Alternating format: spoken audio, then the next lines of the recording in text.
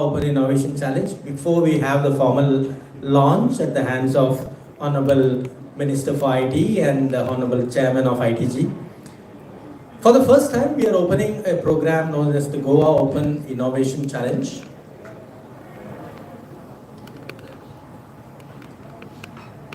We can say it's like a marketplace where challenges meet solutions. This is an opportunity for startups and student innovators to identify and look at what are the challenges being put forth by government departments and government corporations, and see if there is an opportunity for you to look at building solutions around this. And those who are building these cool solutions or really impactful and mature solutions will have an opportunity to pilot this within the departments. I think the mission and the expectations are put out very clearly all across here. We are looking at three aspects. The first point is we are trying to tackle the challenges which have been put forth by the corporations and the departments. Number two, we are also looking at providing market access for those mature solutions which are coming in from startups. So if the startups are having really good solutions, we will like to provide market access both to the government as well as to the industry which is based in Goa. And the third point is we are looking to identify good talent from the student community who have the potential to solve these problems and connect them to those startups which are solving those problems which are basically from the same domain. So what I mean to say is that if there is a problem which has come from a tourism department or a waste management department, and if there is a startup which is solving that problem, we would also expect some of the students to solve this problem. And finally, we'll try to connect those students who are solving this problem to work along with the startups so that there's a real exchange of idea and real exchange of expectations of how to solve real world problems. We have got challenges from 6 departments.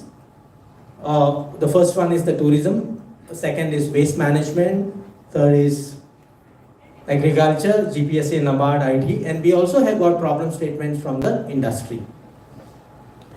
Some of the problem statements from the tourism department have been put up.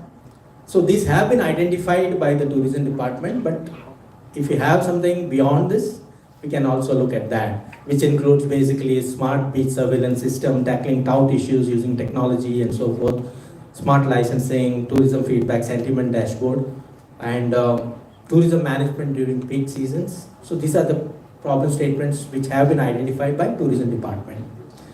Department of Waste Management has identified one specific problem statement, which is about integrating waste management and vehicle monitoring system across the system, right from collection to the disposal. So there is a lot of technology used at multiple sectors in the waste management process. But what they want or what they are looking at is as an integrated process right from start to finish. So Goa Waste Management Corporation is actively looking to take this problem solution, give an opportunity for pilot testing, and also give an order if this solution is good enough. So we are looking for solutions for waste management from this sector. They also promise to, or they are also wanting to throw out more challenges, but they said they would like to work on this challenge to start with.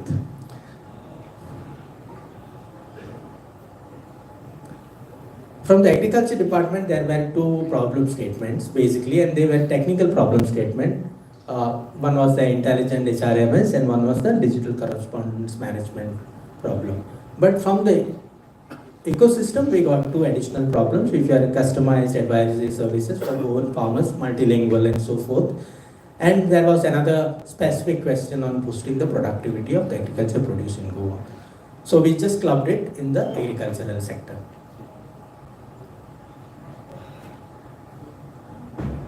NABARD, which is another government agency, has also proposed some problem statement, which includes performance and dashboard for the PACS and digital learning platform for cooperative members, particularly in multilingual languages.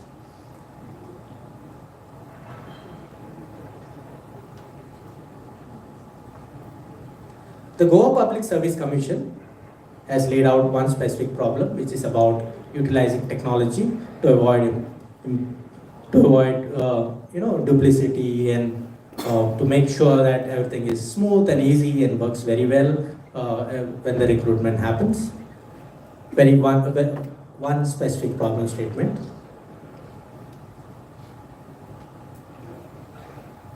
And the IT department is looking at building a kind of a portal which will keep a track of the progress of the skill sets of the students and then deployment at a very early stage in the journey of their career journey.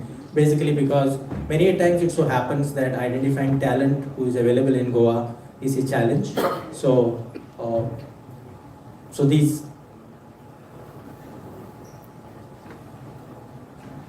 I think we'll continue. We'll take a break here and then we'll continue.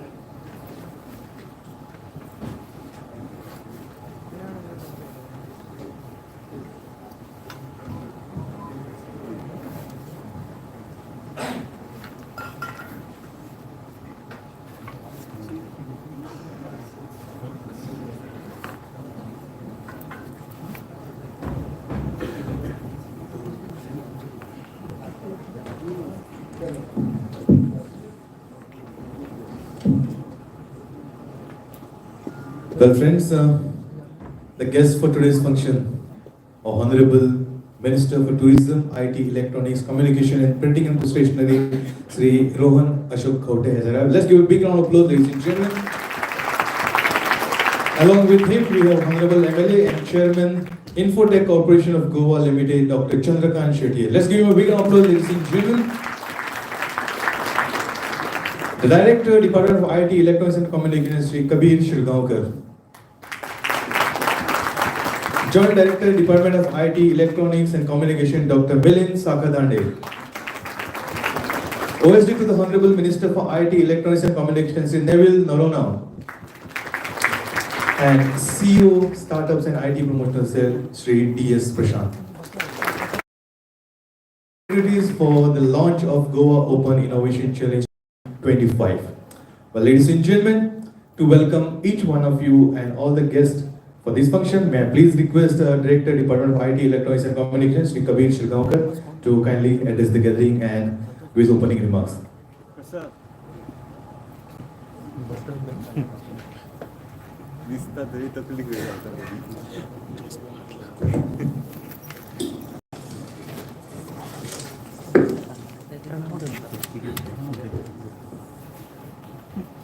Good evening, everyone. Welcome to the Honorable Minister. Welcome to the Honorable Chairperson.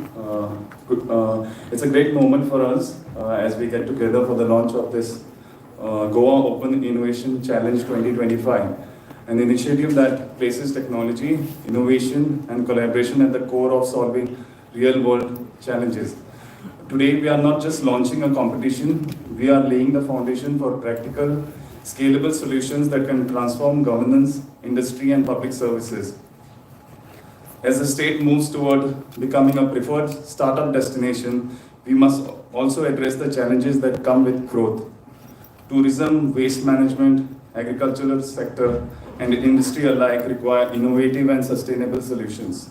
The Goa Open Innovation Challenge 2025 is designed to bring these ideas to life by providing a structured platform where startups and students will work on solutions that have the potential to be adopted by government departments and industry stakeholders, turning ideas into real-world applications. This initiative is unique because it is about execution and impact.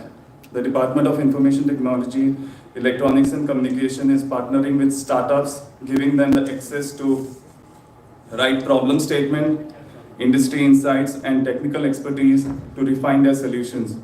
The best ideas will not just be recognized, but will also gain access to pilot implementation, incubation opportunities, and mentorship. The structured approach of the Goa Open Innovation Challenge 2025 ensures that every idea is evaluated on feasibility, scalability, and long-term impact. This is achieved through a well-defined process that includes online application, preliminary screening, final expert evaluation, and piloting discussion. Every shortlisted team will go through a rigorous assessment by experts in technology, business, and governance. The final round will provide startups the opportunity to present directly to the government officials, investors, and industry leaders, bridging the gap between innovation and implementation. Our department's vision is to create an ecosystem where technology meets innovation.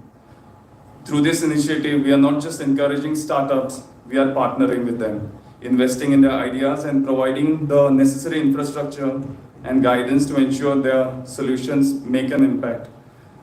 To all the participants, I urge you to push your boundaries, think practically, and build solutions that have the potential to be deployed at scale. You must have all heard about the wisdom words of Steve Jobs. Stay foolish, stay hungry. So I would request all the innovators, all the would-be startups to work towards this goal. Goa is also ready for innovation, and we look forward to seeing how your ideas create impactful solutions for industries and government departments, driving collaboration and real-world change. Thank you so much. Thank you, sir, for welcoming all the dignitaries and also for your opening remarks. Thank you once again, ladies and gentlemen. Okay, may I request CEO Startup and IT Promotion Sales, Sri D.S. Prashant, to kindly escort Honorable Minister and Chairman along with Director, Joint Director, OSD, and CEO, yourself to be on stage, please.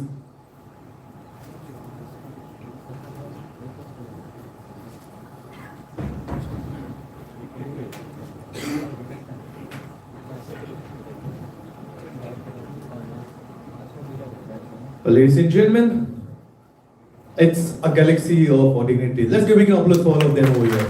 Wonderful. Thank you. May I request Assistant Director, Department of IT, Madam Priyatama Patil, to kindly present bouquet to our Honorable Minister for Tourism, IT, Electronics and Communication and Printing and Stationery, Sri Rohan Ashok Patil. Once again, I request Priyatama Patil to kindly present floral bouquet to Honorable MLA and Chairman, Insurtech Corporation of Goa Limited, Dr. Chandrakant Shetty. I request Prachi to kindly present floral bouquet to Director, Department of IT, Electronics and Communication, Sri Kabir Shirgaonkar. Once again, requesting Prachi to present a floral bouquet to Joint Director, Department of IT, Electronics and Communication, Dr. Milind Sakardandi. I request Ankita to kindly present a floral bouquet to OSD to the Honorable Minister of IT, Electronics and Communication, Sri Neville Narona. Last but not the least, let's welcome CEO Startup and IT Promotion Sales, Sri D.S. Prashant. I request Ankita to kindly present him a floral bouquet and welcome him. Thank you. So, ladies and gentlemen, the purpose for we all are here, launch of Goa Open Innovation Challenge 2025. It's time for us to launch this website. May I request our minister to kindly launch this website? Can we get those?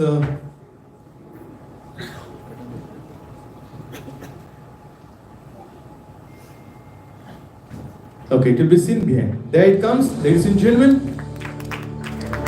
It's www.startup.goa.in.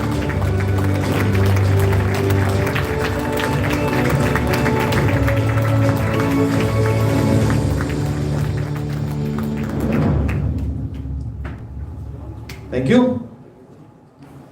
Okay. Well, friends, there are some more people whom we want to welcome. May I request our Honorable Minister, Sri Rohan Khautek, to kindly present floral bouquet to Sri Sachin Karnik, the former President, Mumbai Angels Network, founder of the Great Unicorn Hunt. Can we have Mr. Karnik on stage? And I request Dr. Shetty to present him a gift of token and love.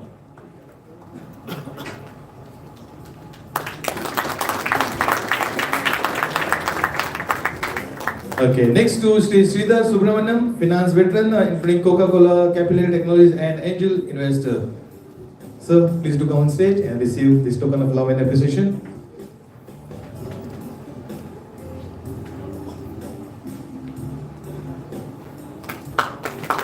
after this launch program, we are going to have a panel discussion. So panelists, I'm going to call them one by one on stage. I request Sri Anand Prabhudessai, co-founder Turtlemint, to finally be on stage. And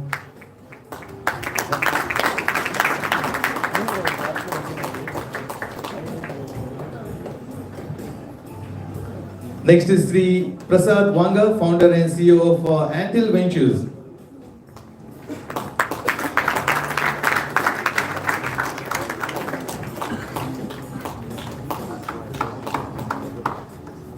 Sri Eshan Sharma, Chief Strategy Officer, Renevik Solar.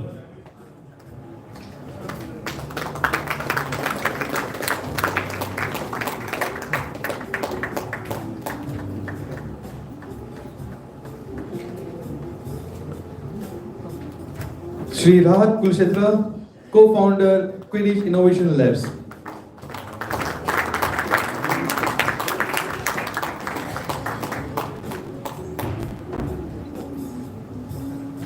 Sri Sumit Mitra, President, International Sales and Marketing, Molbio Diagnostics Limited.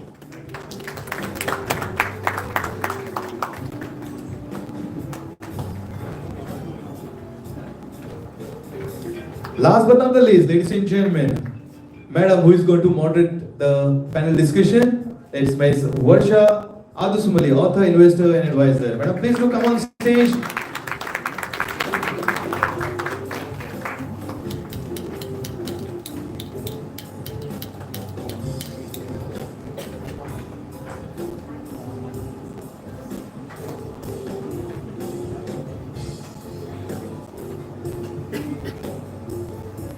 दोस्तों तालियां होनी चाहिए ना? Yeah, thank you. Okay, so it's time for us to listen to some nice thoughts from all the dignitaries. May I please request, okay, all the dignitaries can please take seat except Dr. Shetty, because you are the first speaker over here. Okay, want to have a group photograph? Sorry, photo together.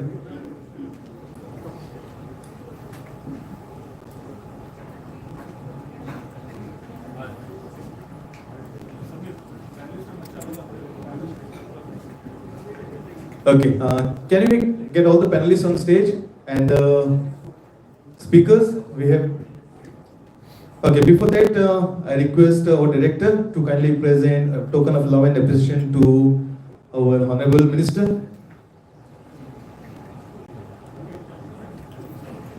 Panelists, a team of panelists, please do come on stage. We want to have a group photograph with you, all of you. Sri Sachin Karnik, Sri Sridhar Subramaniam, Sri Anand Prabhudessai, Sri Prasad Vanga, Sri Eshan Sharma, Sri Rahat Kulshreshtha, Sri Sumit Mitra, and Ms. Varsha Adusumilli.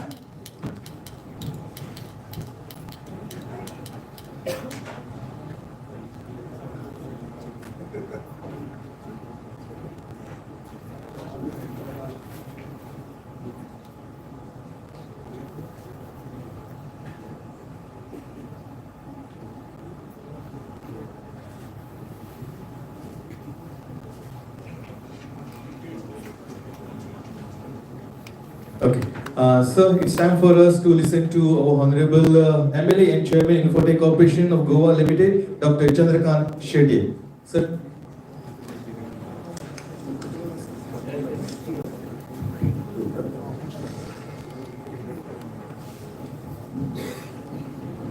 Good evening, everyone. It's great to see such an enthusiastic gathering of a talented individual, investors, startup, and industry leaders coming all together for the launch of Goa Open Innovation Challenge 2025. This initiative is about building a culture of innovation, collaboration, and problem solving that will shape Goa's future. For this inauguration, we have with us our IT Minister, Rohan Khaute, Director RT, Kabir Shirgaonkar, CEO Prashant, Deputy Director, Dr. Milind Sakardande, all the panelists today who are here, and all the participants. As you all know, for any problem, to get it solved, one mind doesn't, help. It is all if you come collectively together with new technologies, with new innovations, then only we can solve these problems. And there are so many problems. It was always like that when government used to run, we used to always be thinking like it's government decision or the officers take it to decision and the solution is final. But we should thank our ministers who have been always proactive on such things. He always liked to partner with, especially new innovators, new startups nowadays. In fact, if you have noticed, during his last 3 years, tenures, where he has done so many seed funding, especially for new startups, new innovators. The main aim is what? All these new innovators, they have got great ideas. But sometimes they have ideas, but they don't have a solutions. Sometimes they know the technology, but how to go ahead, they don't know. His aim is always to get together. Or our CM also, Dr. Pramod Sawant, is always proactive in such things. Our government, if you have seen recent budget, we have focused it on all sectors, but more this thing stress, it was on higher educations. And secondly, it was more on boosting, creating employment. Now, when all these startups and all come and all these panelists come, each panelist must be, I'm sure, they must be expert in on their field. When you are expert in such field, you know so much depth of it that to get the same knowledge for a new startup, it takes years. Like as a doctor, I'm telling you, I've been practicing, I always tell what knowledge I have probably in my subject. I'm an ophthalmologist, so that doesn't mean I'm the best in every part, super specialty of ophthalmology. Okay, I'm best in cataract, phacoemulsification. But what knowledge, it took me so many years, it took me 25 years of practice.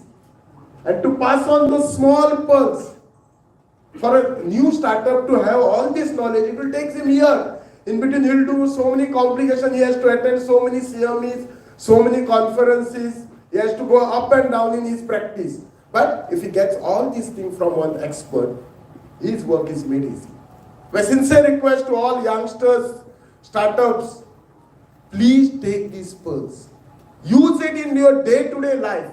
Just don't listen from one side. But I'm sure you all are all expert in your subject, you know better than that. But still, experience is sometimes important. Experience is something different. Academically, if you have seen what we have studied in our days in 12th standard and today's 12th standard book, if you see, it's quite advanced. It's very difficult for us to read and solve those things. That doesn't mean your son might be studying that. That doesn't mean he's good in that. He's good in that academic part. That practical skill, no, it comes with time. And certain practical things, whatever books you read, you will not get in any of these books. I'm sure that only you get with experience.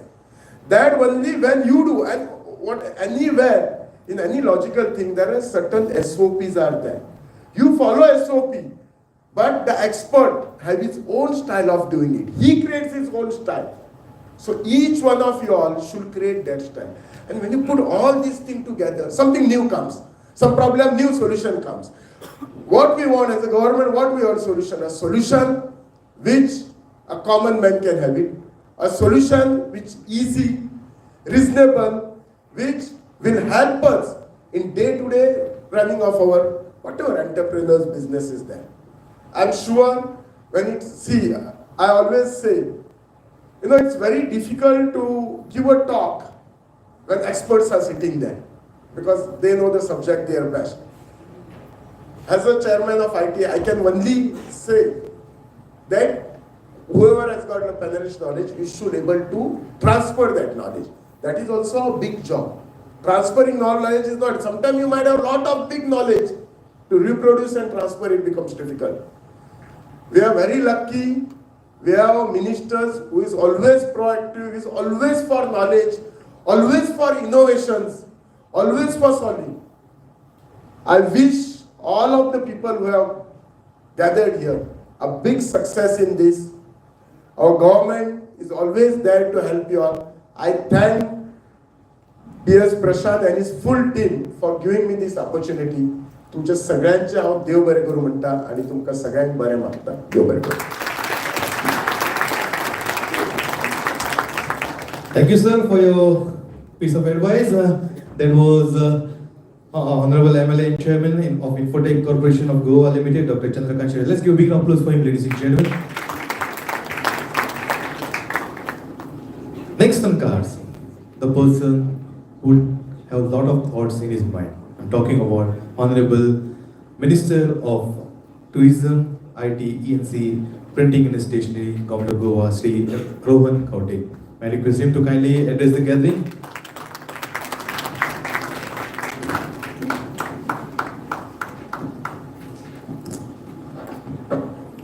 Hi, a very good evening to all of you.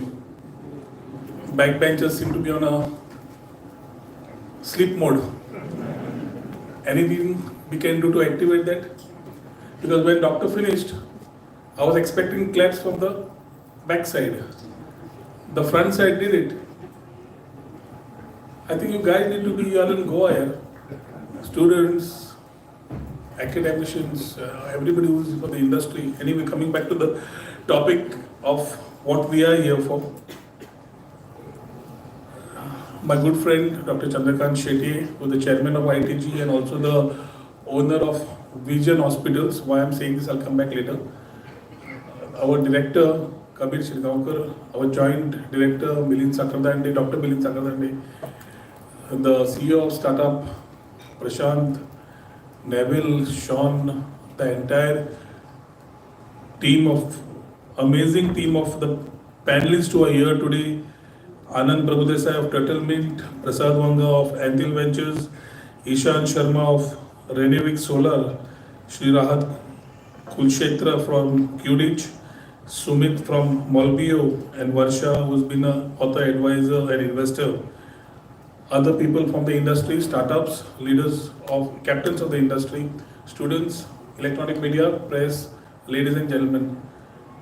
First and foremost, I think we should all clap for ourselves and clap for the department that somehow running through all the hurdles, putting all things together, we somehow today managed to get something that we have been working for quite some time. The Goa Open Innovation Challenge 2025 was a plan we started in 2022. So the problem solving within us to get things going for you all took a little time. But here we are in 2025 with the right team sitting, whom I just named, from the chairman to everybody. And definitely the next 2 years is going to see a lot of more activities, events, meetings, networking, a lot of things happening around the industry, which basically government as a facilitator would be here to back you all up. Goa has always been known as a place for the preferred tourism destination, the other portfolio which I hold, and everything revolves around tourism. So when you go to an industry and you say, let's talk about manufacturing, let's talk about MSME, let's talk about a startup coming into Goa, the first and foremost question is, do we have the talent there? Can we do anything there? Because for people, whoever thinks about Goa, think about leisure, pleasure, and business becomes the last option for them to think. Now, I always say it's a chicken and the egg story. The talent which comes out, unless skilled, reskilled, or upskilled, cannot meet up with the industry requirements. And the industry which looks for those particular talent can be equipped when they get into this particular domain. Here from 2017, along with Manor Bhai, we stitched the startup and the IT policies. The policies were with some of the few people who have been sitting here, whom I can see across, who have been a part of making these policies.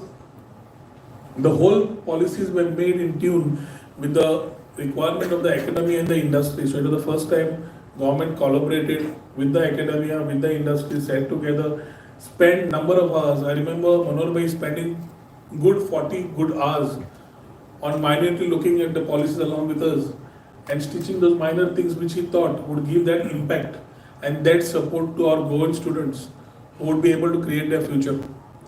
The ecosystem started driving, and when we were talking about missing the bus and the industry 4.0 was coming in, we always said that we are not carrying any legacy, easy to jump in and pick up the right product and start moving on.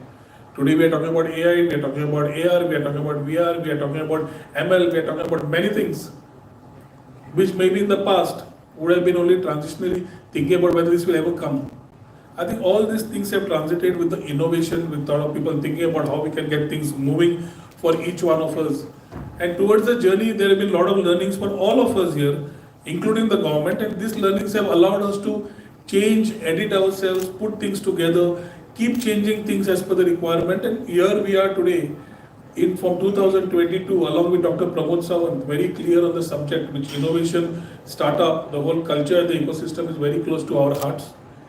Today we talk about Vikasit Bharat 2047.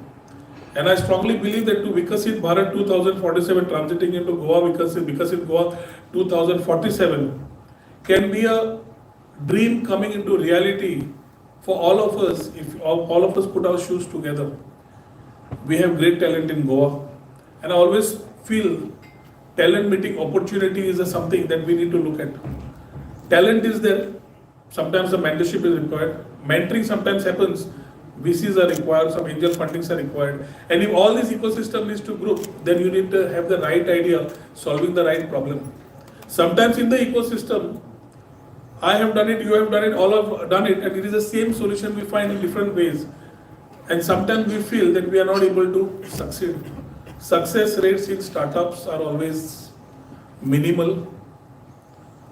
Thomas Edison, I think, had once said, I failed 10,000 ways, in different ways he tried to do. But every failure he learned something which allowed him to buy the success that what he bought in.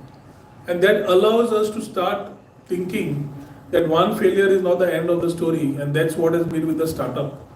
The startup culture, when I just saw Anand, I was so happy. And in fact, I told Neville, just make it a point to see if Anand can come in. He's come in specially to meet you guys, be a part of this panel discussion. He's got a startup by the name of Turtlemint, due to be a unicorn, closely to be a unicorn, right? He's a Goan, born and brought up in Goa, showing his colors throughout the world, moving things and the ecosystem, driving the ecosystem which he has. I think these are examples to tell that from Goa, the minds which can open their scape, thinking more than what somebody else can think, can actually win the world. And here when we have examples in the ecosystem, you have other people who have come into Goa. There are interesting people here, whether it's Prasad Vanga or whether it's Rahat, whom I have known personally for quite some time. These are testimonials, especially for the students. Post the panel discussion, don't leave them. Don't allow them to go out of this room. Sit with them, talk to them, understand the way they have put things together in the last couple of years to pick up these particular stories which they have done. Each one vertical, if you start thinking, you just can't feel that a small brain here can do so much. And we Indians are known for it. We have the best brains. Unfortunately, we sell them in USA. We sell them in the Silicon Valley. We sell them to someone who is not ours. And then we say, Vikasit Bharat, Bharat Mahan hai. Bharat Mahan hai, so I think we need to see that we Indians create our own space here, create our things. And that actually allows, if somebody is sitting here and talking about the world, I don't know, is Dilip around? Dilip Inezis, I'm just taking names. 3D printing, he's the guy who operates from here.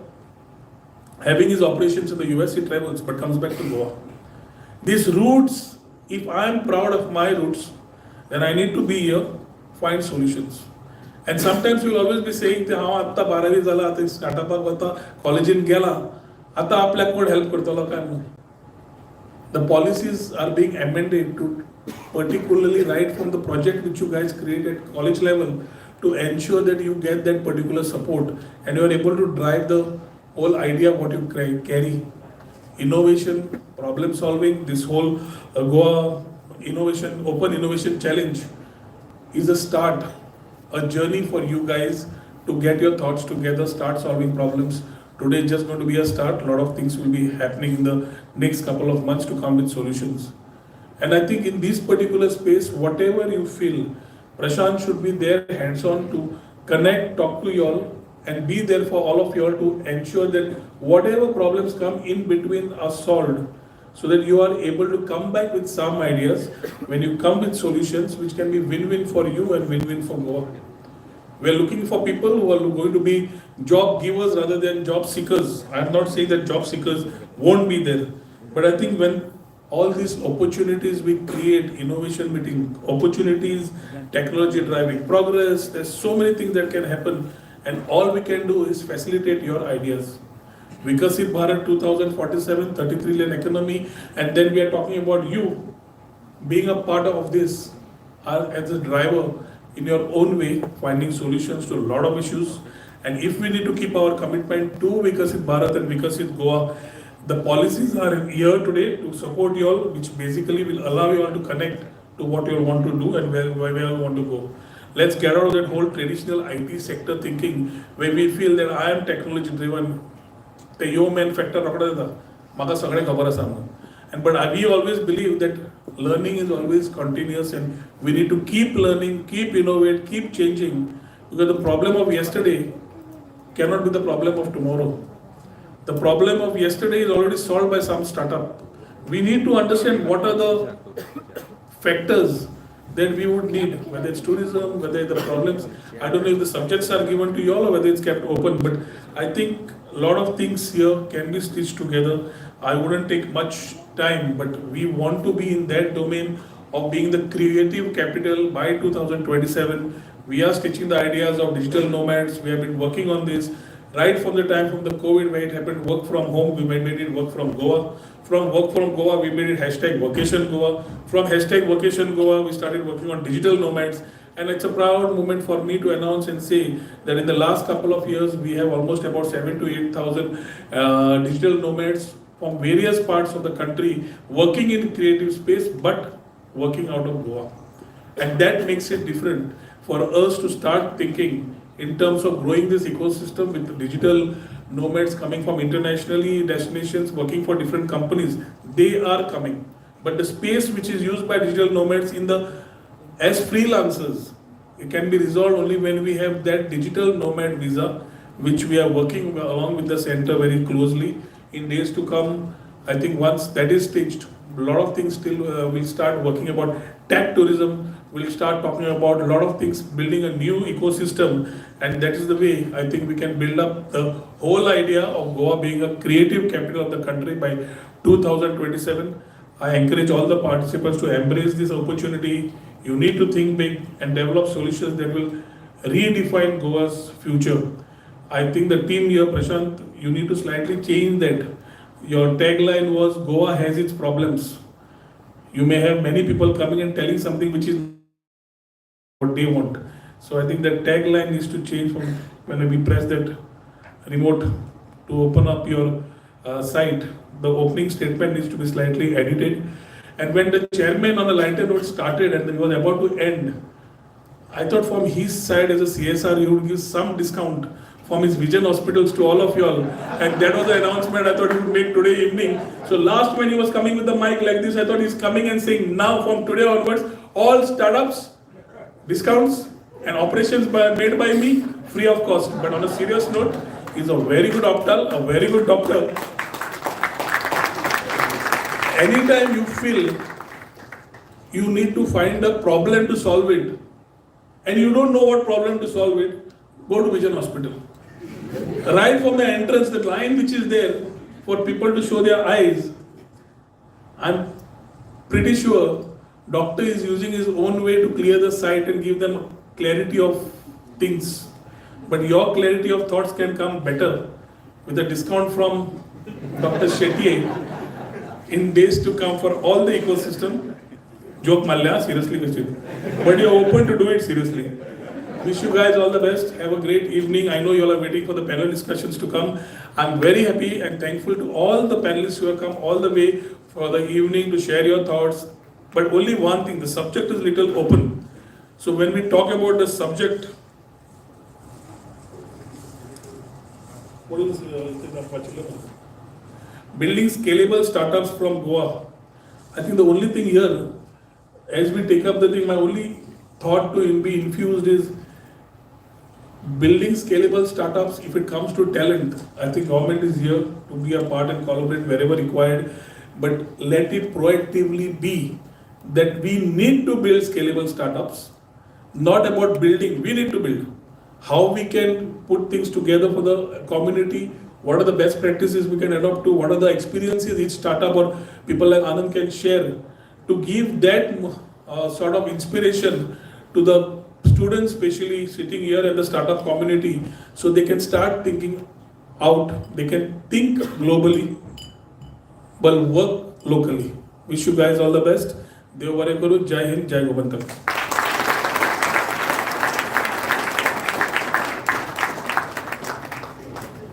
Well, ladies and gentlemen, what an address. I think it is a big applause of Honorable Minister for Tourism, IT, Electronics and Communication and Printing and Stationery. Ladies and gentlemen, it was a wonderful day we had today. A lot of thought sharing happened, and it's time for panel discussion now. Well, ladies and gentlemen, the moderator for this panel discussion, she has spent 12 plus years working across digital media, venture capital. She advises startups as well as funds on their fundraising. She is an alumnus of BITS Pilani Goa. She is the author, investor, advisor. Ladies and gentlemen, let's give a big round of applause and welcome the moderator for panel discussion on the topic building scalable startups from Goa, Ms. Varsha Adusumilli.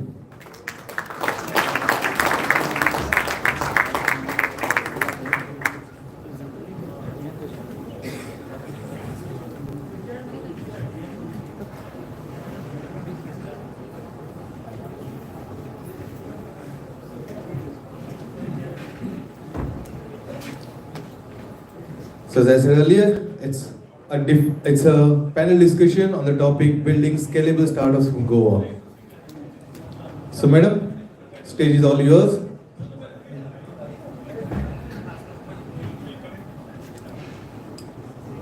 So ladies and gentlemen, let's give a big round of applause for Ms. Varsha. Am I audible? Can I have the panelists up on stage, please? I'll introduce them once they're up on stage. Anand from Turtlemint, Eshan, Rahat, Prasad, Sumit.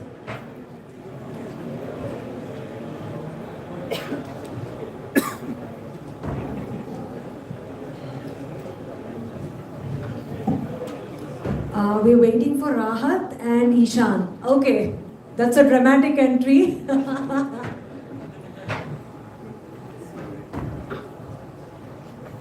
Is Eshan around too? Okay. Is he also running? Okay. Is that a little workout before the session begins? All right. Okay, we'll quickly get started. No, thank you so much, Prashant, for putting this panel together and also launching this incredible challenge. We are all excited to see what will come out of this. I'm going to sort of get started by asking a personal question to each one of the panelists, and while I do that, I will also introduce you guys. I'll start with Anand because you're a true Goan boy, right?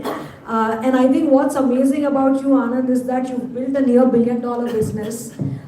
Your company, Turtlemint, is an insurance tech platform. You've clocked more than 500 crores of revenue last year. But, and of course, Bombay is like an obvious fit to be in, but a couple of years ago, you decided to open an office in Goa, right? So why Goa? Great. So I think, thank you for having me on the panel, and it's really good to be back.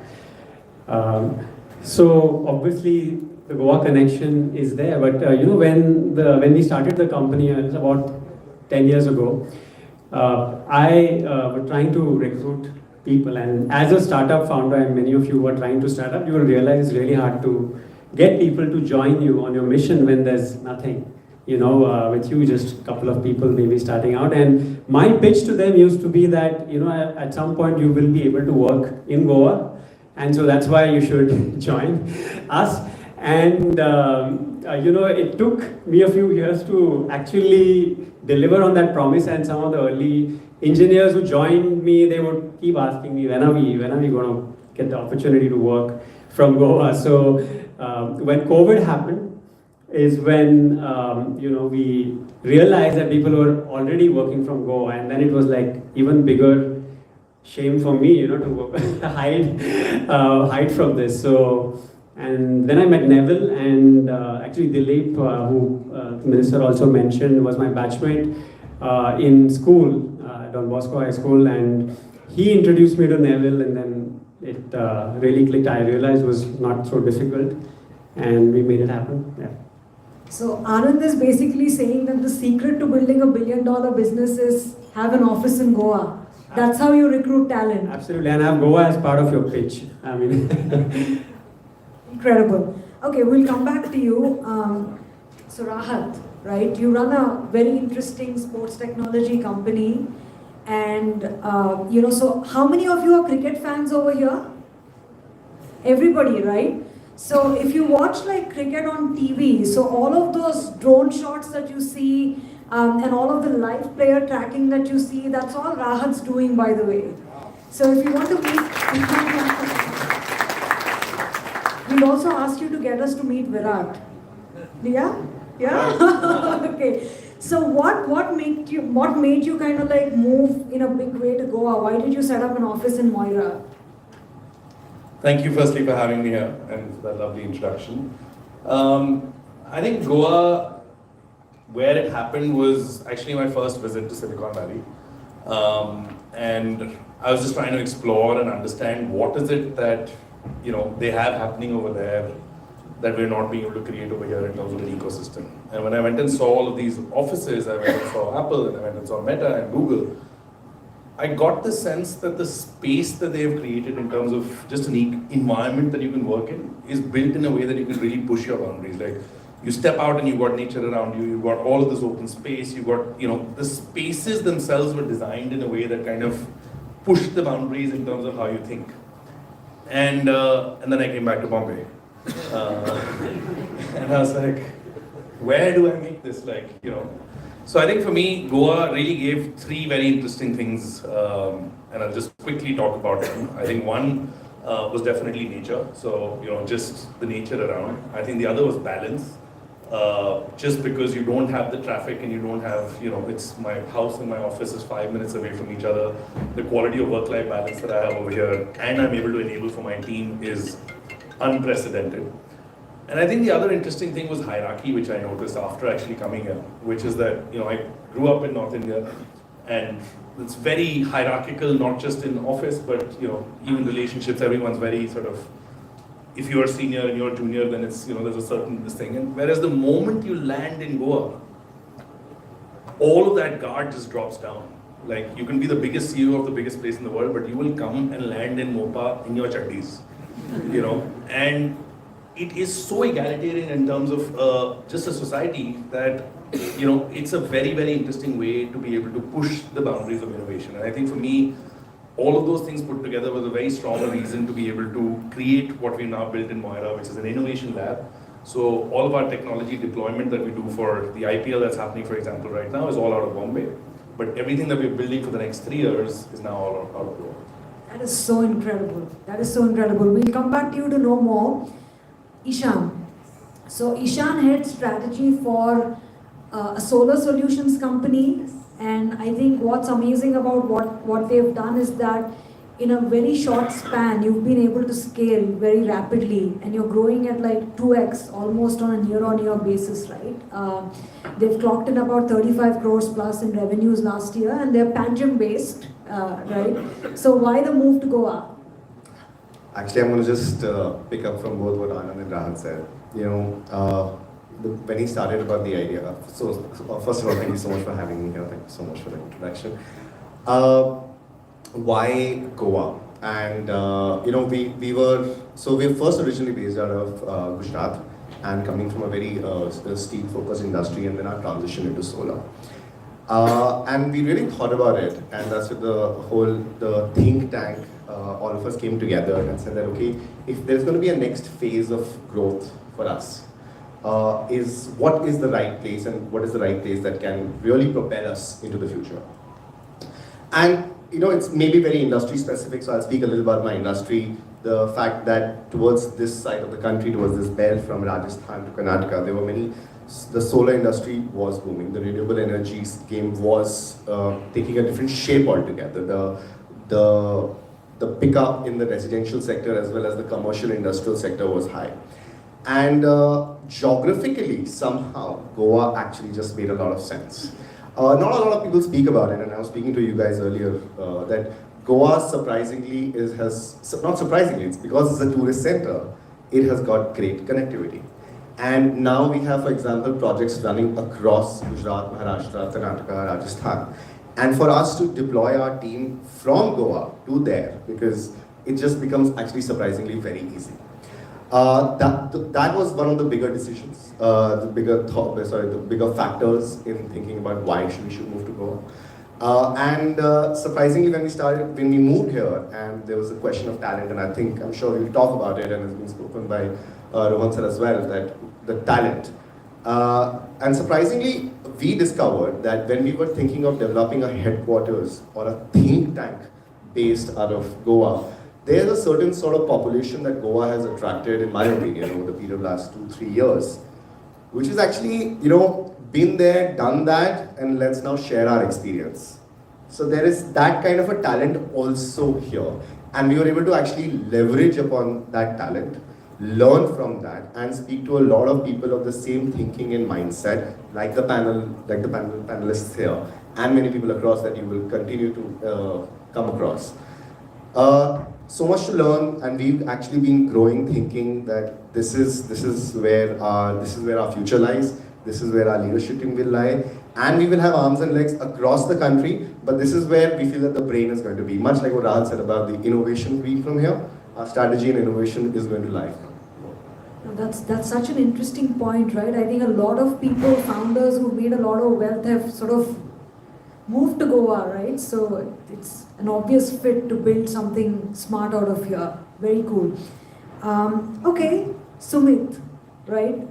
Sumit heads international sales at Goa's first unicorn. What a feat. And they managed to do that by building something very amazing in science and research, Molbio. So tell us more about what makes Goa tick for you. Yeah, firstly, thanks for having me. I'm kind of doing proxy for our founder who was supposed to be here originally, but I hope to be a good proxy. I echo completely what Rahat, Anand, and you said as to why Goa. So I go back to 2003 when I came to Goa for the first time. And I had told my boss back then that I'm going to Goa for my next assignment. And he kind of laughed at me and said, Goa, of all places, are you sure you're going to work? I was like wondering, why did he say that? Today I know. But in a nutshell, in one sentence, if I were to respond to what everyone else has said, in our language we call it the smell of the place. It's just the smell of Goa, And the smell can be defined in so many different ways. It's the people, the atmosphere, the ecosystem, the laid back.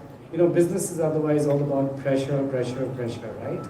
You would have seen in the earlier discourse how much of pressure is there when you ask for investment and funding and so on and so forth. But when you have the backing of a place that kind of has your back, or you know that at the back of your mind that I'm in a place that will have my back. I think that's one great comfort that you kind of seek all the time, and then the output becomes that much more better. I think everyone will say, as he said, after having visited Silicon Valley, we do that all the time. And then you come back to Mumbai, you kind of see the difference in the smell of the places, right? I come from the Northeast, and for me, the smell of the place was very, very much essential to my initial years, right? In the Northeast, it's all about virgin, greenery and all of that. When I came down to the major cities, Kolkata for me was my first job hunt. I was in a completely different world. And then a decade in Kolkata, and then the next 23 years now, and still counting in Goa, I have absolutely no regrets. So again, the smell of Goa, I think, is what is definitive for me as well as for Mumbai. I think when you talk about smell of Goa, all I can think about is fish, and I'm hungry now. But you and Rahat make such an important point, right? Which is that I think in the valley, when you go and spend time, there's just so much that founders can go and kind of de-stress, right? Because there's incredible beauty around, but you don't have that in cities in India today, sadly. No, absolutely. And if you consider our industry, as you mentioned, the medtech, in medtech there has been hardly anything from India. Forget about Goa. You know, we've been entirely dependent on imported technologies for our medtech. So to kind of see the niche area where we are operating, I think even that much more important to figure out that what the smell of the place actually gave you. You know, right from ideation, and when you really want to ideate, you don't want anything else to bother you. Forget the smell of the fish as well, right? You don't need any more smell. So you need the absolute pristine kind of backdrop to lead you to like effortless thinking and ideation. So I think all helped in what ultimately got us to this stage as India's first medtech unicorn. An IPO soon. That's in the offing, yes. Yeah. We'll come back to you. So now there's only one bad guy on this panel. Prasad, you're the only like full-time practicing VC right now. I'm on a short sabbatical.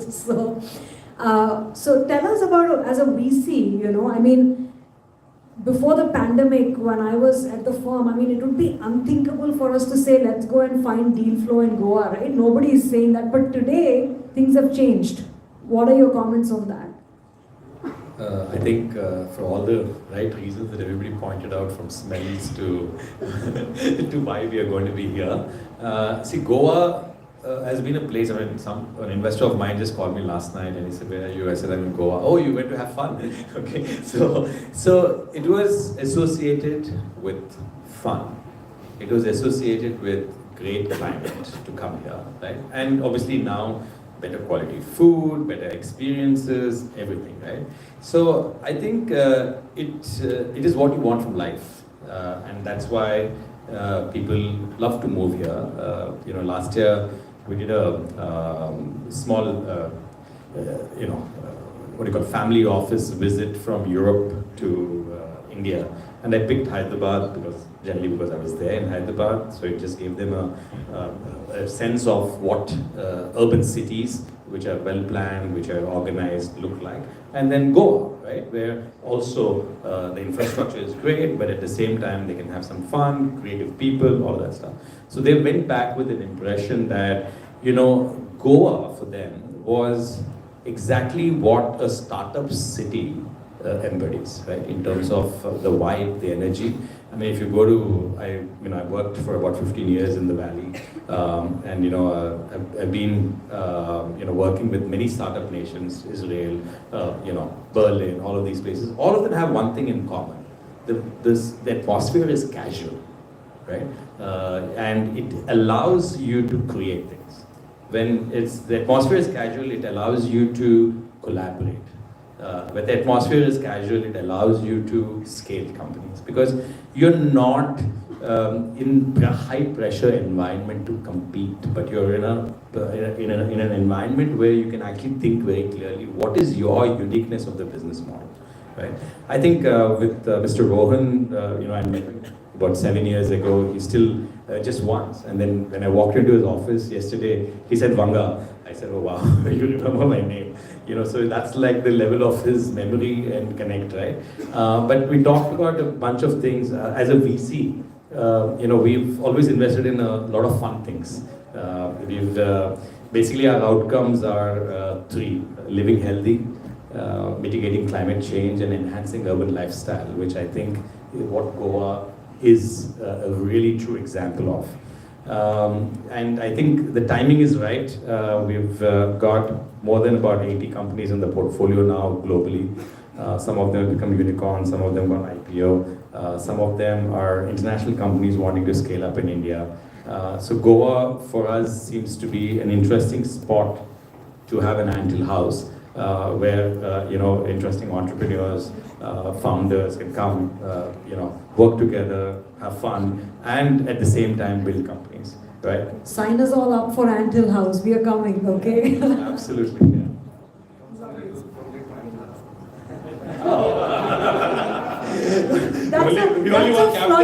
That's a Freudian. That's a Freudian slip. We all want Antilia.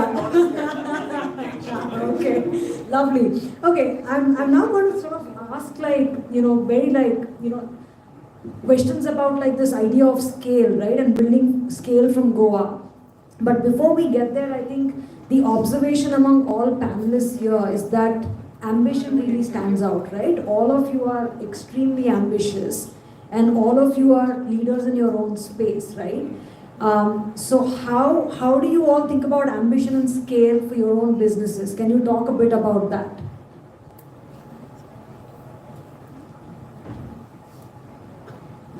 So yeah, absolutely. I think without ambition, it's really hard to create something big and meaningful.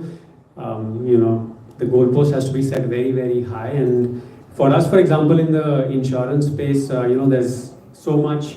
It's such a large sector.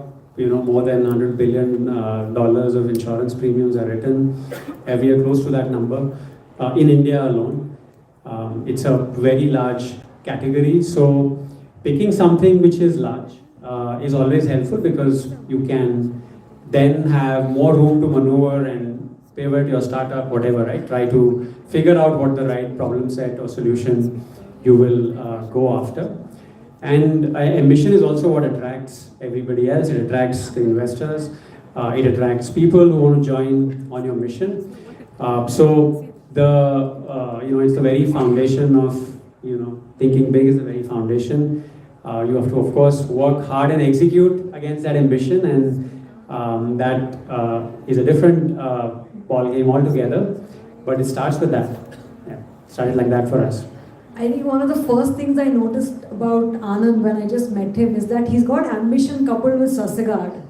And I think that's key to longevity, isn't it? Yes, absolutely. I think actually if you want to have a Susegad life, then you should buy insurance. So, so that's the Goa connection to this idea probably, yes, but yeah.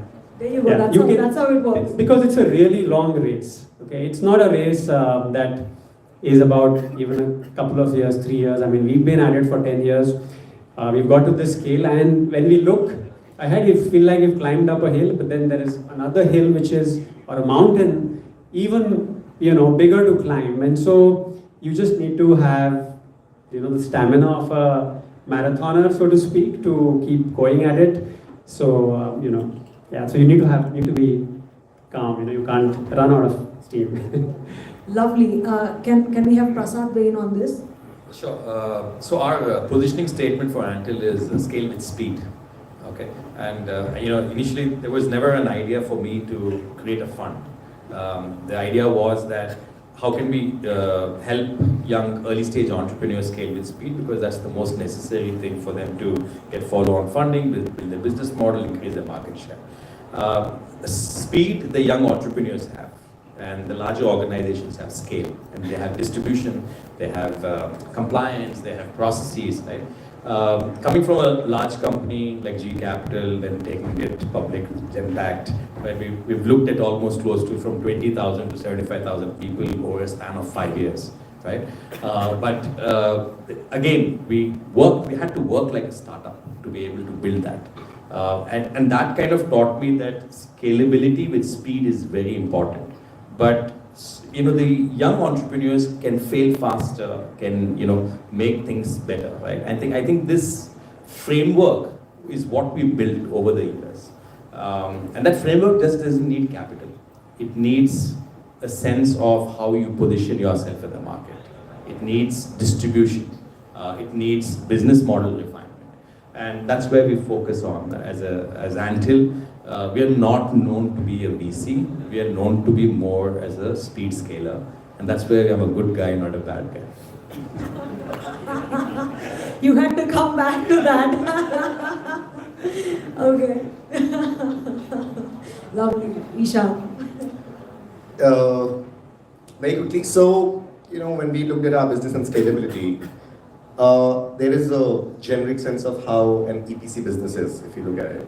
And we thought that how do we actually combine certain values of like a consulting business with it as well. And what the conversation right here from here was, how do we refine a particular business model? And what I said earlier about having the brains here but the arms and legs across the country. For us, scalability meant that what are the things that we can actually eliminate from our core business, which we actually don't need to keep in-house. And let's see what is the most important thing for this business, which was for us a sort of technical expertise and project management skills. And we thought that this is what we want to do, this is where we want to build our strengths on. And the rest of the operations across the country, we don't need to actually keep them in our house to say. So for scale for us, building that core strength here and expand our network with multiple institutions, multiple partners across the country, having a strong set of people who are actually a lot of travelers. So the miles that we put on our cards is actually pretty immense. One of us is always traveling, then there'll never be actually all 5, 6 of us who are sitting here. There's somebody who's always traveling. So this is where we came with scale. Think strategically as to what is the most important thing that you need inside your organization and what you can outsource and keep it outside. And that's how we are expanding, and that's what our aim is. Momentum is everything then. Lovely. Rahat. So I think ambition is a very interesting thing because I think with time it changes and it kind of moves around a little bit. It's a little fluid. So I think when we started the company, it was very simple ambition. We literally started this company as a college project at Ashoka University. It was. How many college students here? Can we? Oh, that's about 15% of 20% of the audience. There you go. Yeah. So this was literally a college project which me and my roommate decided to do, and then it just got a little serious to 150 people now. So now you can't go back. But. I think at that time the ambition was just that we knew that between Gaurav and myself, we just knew that we could do something really exciting together. There was no idea of what that meant in terms of scale, what that meant in terms of revenue. We just knew that together we were a really good team and that together we could really do something exciting. And that's what ambition was. And then as we evolved as a company, I think the definition of ambition kept changing till we got some bad people on our cap table, which are called investors. Where suddenly, recently, and when we bootstrapped for 10 years, so 10 years we ran it as a profitable business and then decided to raise capital. And suddenly the ambition over the last 2-3 years kind of shifted from just creating and being excited about things to now the status of what we're seeing even on the panel of being a unicorn suddenly became ambition. And you start chasing this whole numeric number of saying, you want to get to a numeric outcome. And I think as we spend time building that, we realize that we're kind of moving all over the place because it's you're trying to chase a number. The love of what you're doing kind of suddenly starts dying out. And I think over the last year or two, we've kind of recognized that again. And I think where we've gotten to today is the numbers will follow. It'll happen. We know what we're doing has created reasonable enough impact globally.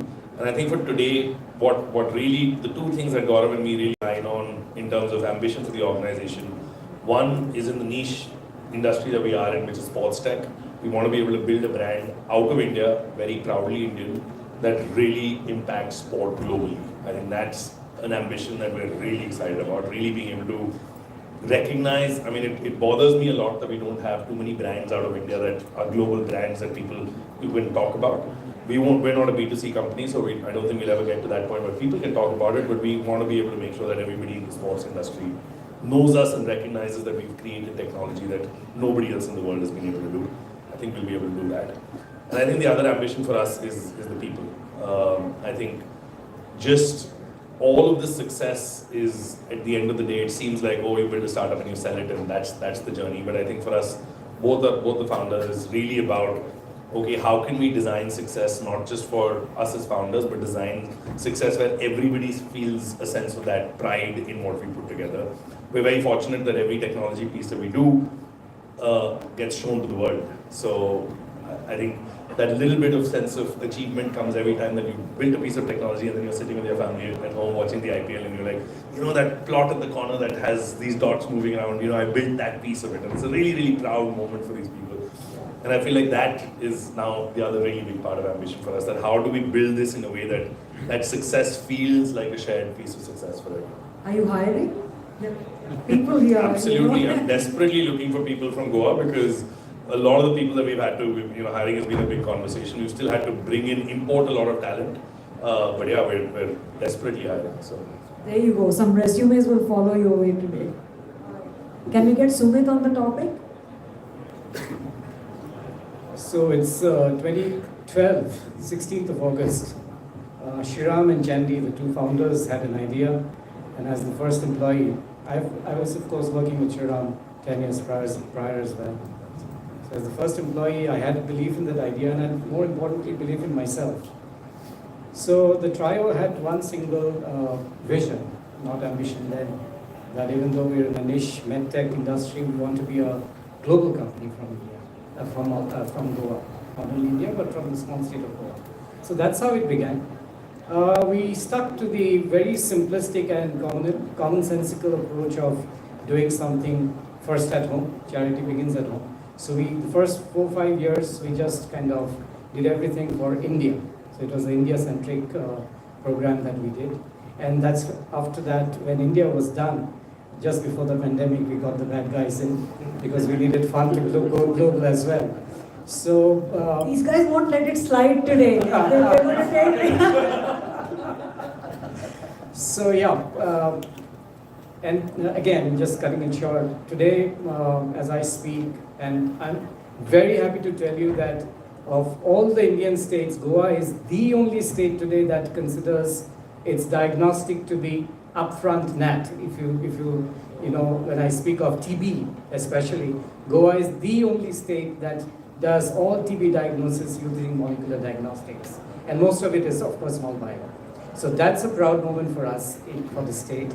And then the next part, one thing led to the next. So that small ambition of wanting to go global started with our own country. And today, as we speak, you would see, if you visit our LinkedIn page, you'll see Mr. Bill Gates himself holding our system with pride because he missed the bus. We got the other bad guys in. He did not, at that point of time, buy into our system. As I mentioned earlier, in the medtech field, even today, we are heavily dependent on imported technology. So when I started out as the first Molbio employee with the box in our hands, our own countrymen refused to believe us. So that did not kind of unsettle us or make us feel in any way inferior. But, as they say, we fell down perhaps 100 times, and each time we got up stronger, right? So the mission was always there to be global. We've done that. That we would be a unicorn, we never even thought about it. It happened over a period of time. I guess it will go even further. But that was not something that motivated us. What motivated us really was we had this idea of understanding where gaps are in the medical field. And our entire intent, because we came from that background, we've spent years, and our entire intent was to do something from India that mitigates those gaps. And as the minister was speaking, and if you remember during the pandemic, we had that kiosk in the Dabolim airport that was doing COVID testing throughout the, So I would actually suggest that we could actually help continuing to do that because Goa tourism is such a big thing. We have now ventured into sports, in terms of athletes having fractures, which many a time that they are not aware of. So we ventured into very, very small, ultra-portable radiology equipment, which is just the size of a Yashica camera, if you remember the old days. So the entire paradigm today is that if you are sick, you are not going to the laboratory to get tested. The laboratory will come to you. So the ambitions are kind of getting bigger, but everything that we do is with the mission of ensuring that healthcare is at the pinnacle of whatever we do. So good health, and I think everything rest follows. So whether it's IT, unless you have a good health, whether it's physical or mental health space, which is even becoming important by the day, I think the rest is all good as long as your physical well-being is taken care of. I think that's the overall vision of our company. No, that's a really incredible story. Thank you for sharing. But only because you brought up Bill Gates, I have to say something. there's a little company in Pillar in Goa called Cocoleni. They make glasses. So Bill Gates recently bought about 40 pairs of glasses from this Goan company, and he's wearing, there you go. And I thought it was just amazing, that he buys his glasses from Goa. Who would have thought, right? Okay, so my second question to the panel is around talent, right? And I think on this panel right now, there are two opposing thoughts about talent. I mean, here is Rahat who said, I'm desperately trying to hire locals from Goa, right? Whereas you said Goa is, enables you to kind of recruit talent and kind of retain talent, right? So what's this conflicting view on talent? Is it easy to hire here? Hard to hire here? Should you hire local? Should you bring people from outside? Can we talk about this a little bit? I can share a little bit about what we've done over the last 2-3 years. And we built a decently sized team, about 50 engineers in Goa. I think when it comes to the fresher talent, the young talent, we've gone to the local Goan colleges, GEC, PCC, NIT, IIT Goa, BITS. So there is a very good ecosystem of good colleges available that you can hire young talent from. But to mentor them, you need to bring the senior talent. And those folks, sell Goa and get them to move. So we have a couple of them from Turtlemint sitting here in the audience. So we got that mix going. And the kind of work we do in Goa, by the way, is absolutely cutting edge. The AI work, the data science work, that is happening out of the Goa office and we have offices in Pune and Mumbai as well. So tech offices. So it's very much possible to do that if you are able to bring that mix of experience, and the young folks are very much here and they are on par. Because we do the same kind of testing for across all the campuses we hire from, be it in Goa or outside, and they go through the same sort of evaluation process, and we found awesome young talent in Goa. Rahat needs that college list, huh? Yeah, no, we need to chat. And I think the difference is fundamentally, to answer your question of why the opposing views, is because we haven't spent much time here. It's only been 3 months that we've been here, and I think the talent that we were looking for was the high skill talent that can then potentially train the low skill or the fresh out of college talent, because to be able to hire fresh out of college talent, how do you organize and manage it in a way that you're able to get the outcome? So I think that answer actually covers where we're at, because we've only been here 3 months. But I'll give you an alternative. We were chatting about it a little earlier, which actually really works well for us. So we're not being able to find the high skill AI, and we do, the challenge with what we do is that it's extremely cutting edge. So it's very deep research in computer vision, very deep research in NVIDIA, very deep research in camera tech. So and it's unlikely that we'll find that kind of experience here. But the beauty of Goa is that being over here, I'm being able to write out to people anywhere in the world, and I'm able to say, hey, we'll fly you into Goa. Can you come and help? So in the next 3 weeks, the quality of talent that is coming into Goa from all over the world. I have people coming in from Poland next week. The week after, I have 3 professors coming in with 20 years of experience each in building tracking technologies. All 3 of them coming to Goa to spend a week at BITS Pilani campus, because we're working with them in partnership for their at their stadium. And I was telling you earlier, which I find really hilarious, this is a true story that's happened multiple times, where if I request for a meeting with somebody in Bombay at my Bombay office, they'll ask me for a video call for an hour. And I'll only get an hour of their time, and it'll be a very serious dhanda discussion. Whereas the same person, and this has happened at least with 4 or 5 people now, I'll say, hey, I'll fly you into Goa, and it's 3,000, 4,000 rupees a ticket one way, so it's not like it's a very expensive proposition. Come on a Friday, we'll spend the weekend together, or come on a weekend and we'll spend Monday together. They'll come and spend the whole day with my team. And the quality of engagement that I'm able to have with these people who are coming I have an office in Bombay, we could have done the meeting there. They have an office in Bombay, we could have done the meeting there. But they're so happy to fly all the way down to Goa, spend really, really high quality time with the team and build out stuff that, would have been a lot harder to do otherwise. So. No, that's an amazing perspective, Eshan. I was going to add to that. My previous avatar, I was working as a corporate lawyer, and that's how it started. And in fact, we sometimes resolved, like, I kid you not, multi-million-dollar disputes by calling people to our retreat offices in Goa. And we used to say that, okay, nothing's going to happen in Bombay and Delhi, and you guys are really antagonistic about things, you guys are fighting way too much, and we really need to resolve this. And we would fly everyone down, host them, and like, okay, now thrash it out. And then in the evening, for sure, let's open a drink, look at the beach, and then we'll go back to it tomorrow morning. So it was something that we found amazing. To answer the first question, our story is very similar to Rahat in terms of the talent. Though we realized that in different pockets you could find different kinds of talents. We've been fortunate enough to find a lot of. We have people even from the hospitality industry as part of our skill set, because we really believe in the idea of lateral thinking and the fact that different people from different industries can actually solve certain problems. So we actually invite people from different industries to look at certain things which an EPC industry is looking at.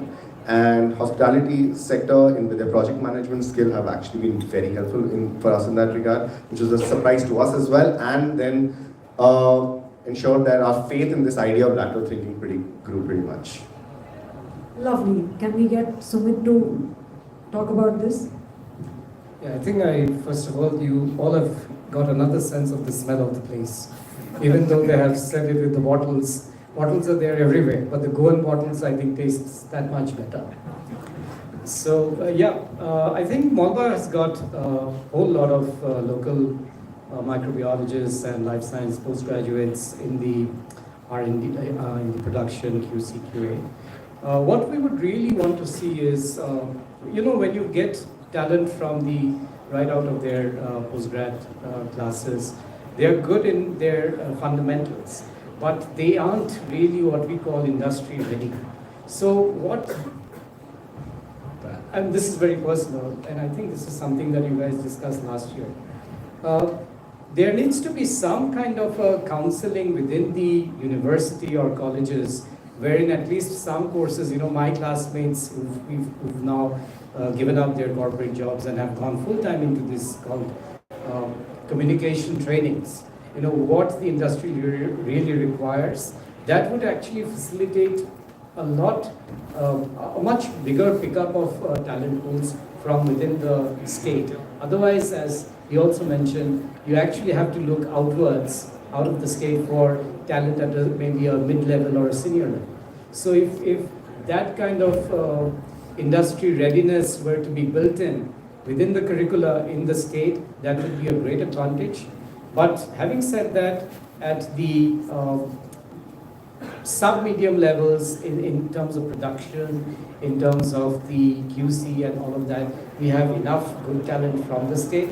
But when you need to move higher, I think that criticality of being it's of course internal as well. You need to figure out where you want to go, as you started with that question of ambition.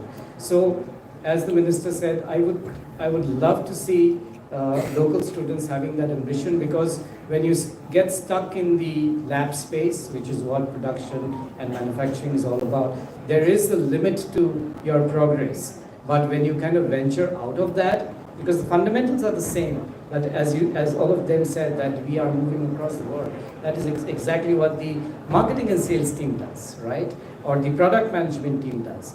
But people who have had life sciences postgraduate backgrounds are very loath.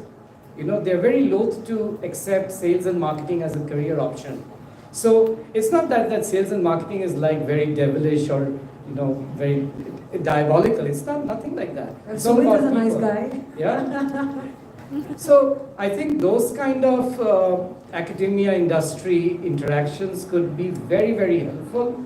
And because there are so many industries there in Goa, and we being one of them, we would love to kind of support those kind of interventions if they're at all possible. I'm sure they're possible. Yeah, and I think with players like you sort of adding to the ecosystem, we'll see the talent kind of moving, in the right direction, hopefully. So if you spend a half a day in Molbio, you would see we've got a workforce of nearly 1,000 here in Goa, right? Out of the 1,000, I would say more than 50% are not from Goa, right? So I think that answers it. So if you need to have more people from the state, then probably that is what we are looking at. Sure. All right. Prasad, finally you, did any of your portfolio companies choose to build their offices here? What are your thoughts on Go on talent? Yeah, in fact, our first investment 10 years back, 91 Springboard was the first company that moved to Goa, really. Literally, it's been, I think, 9 years since they moved here. But after that, we had another company called Squad, which has also moved here. But there are discussions with a bunch of the founders who are in creative industry, right? I mean, I think what Minister pointed out earlier also is that we're not competing with other states for saying it's a technology destination, right? We're saying it's a creative capital destination, which means that the category of people that you're looking at is slightly different from saying, oh, I'm going to go and put up PPO centers of 10,000 people here. No, right? I mean, the idea is to ensure that what is the strength and the core competence of the place, what does it offer, and based on that, how do you create a talent pool? Also being in the industry for a while and in the valley for a while, and being part of that whole Stanford ecosystem, what I've realized is it's a mafia between the academicians, the professors, the startups and venture capital. It is a very interesting network that allows creativity in unstructured environments to grow and get funded. Okay, this is the most important part. Is if you don't have enough capital, companies are going to fail. Right? I mean, it's, signing a 10 lakh check or a 1 crore check won't make any difference to companies. You need to have the right amount of capital at the right time to scale. And that can only come from wealth. Now, how does wealth come into Goa, right? Is wealth not there in Goa? Of course it is there, right? But do they have opportunities to invest? Maybe not. So you have to be able to create that wealth, and that wealth will come from family offices, that will come from funds, that will come from people wanting to move. So what is Goa offering as a destination for some of them? Other than a good life. I mean, I'd like to move. I come here every 2 months to just eat good food and, have just to refresh my brain and rejuvenate and go back and do something. So, as you said, you need a little bit of slowing down to actually scale with speed, right? So that allows me to do that, and maybe that's one of the things, right? What are the other things that as a government that we want to do to help to get wealth into Goa, right? I think that's an important aspect. No, I mean you.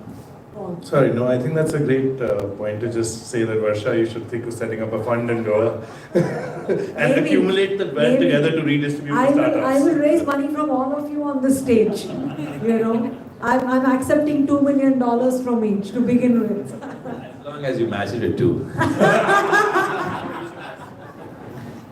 Okay, let's talk about I'm going to sort of make this a little bit controversial now. I was meeting this very bright AI startup, a couple of weeks back, and I think the point of view was that they're trying to raise capital from Goa, and I think the point of view from the founder's office was that there is probably a perception about companies that have moved to Goa, right? I mean, are you ambitious enough, or will you scale, or so on and so forth, right? But you guys seem to have done it very successfully from Goa. So I want to understand from you, when you're fundraising, what do you think investor perception is like, right? If you're raising money from Goa. And also from a VC's point of view, Prasad, if a company was looking to raise money from Goa, how would you kind of look at that? Who wants to get started? I can start first. Yeah. I mean, look, I think to me, it's not the place, it's the founder. Okay, because we do early stage, there's not much to analyze really. Okay, so whatever the founder is saying, we say, okay, fine, great. But we meet the founder multiple times. Okay, to me, the founder is the most important ingredient in this whole puzzle, right? Of scaling up. Idea, timing, all of that is fine, but if the founder is solid and is persuasive, is passionate, is courageous, a lot of qualities that the founder has, which I think, having met so many now, you just get a good gut feel for it, right? I don't even want to see the numbers. I don't want to see anything. I just want to meet the founder multiple times. I think this is a very important thing. So it doesn't matter really from whether you're from Goa or from Nagpur or from Vizag, right? I mean, we funded a company which is from Nagpur that came to us and said, listen, with a swab, we're going to tell you whether you have mouth cancer and other types of cancer. And we said, oh wow, how do we know whether this is true, right? Because of the network, hospital network we have in the back end, we gave it for clinical validation, they did it faster, and within a year, they're 90 to 8% accurate, now they're 100%, they're launching the product, right? So, came from Nagpur, from a place that probably is not known to do medical testing, right? Founder from Coimbatore now, he's created something called Deep Holistics, which is now scaling up globally. So they take saliva, blood, stool, and physical biomarkers, and they actually manage the patient for 1 year.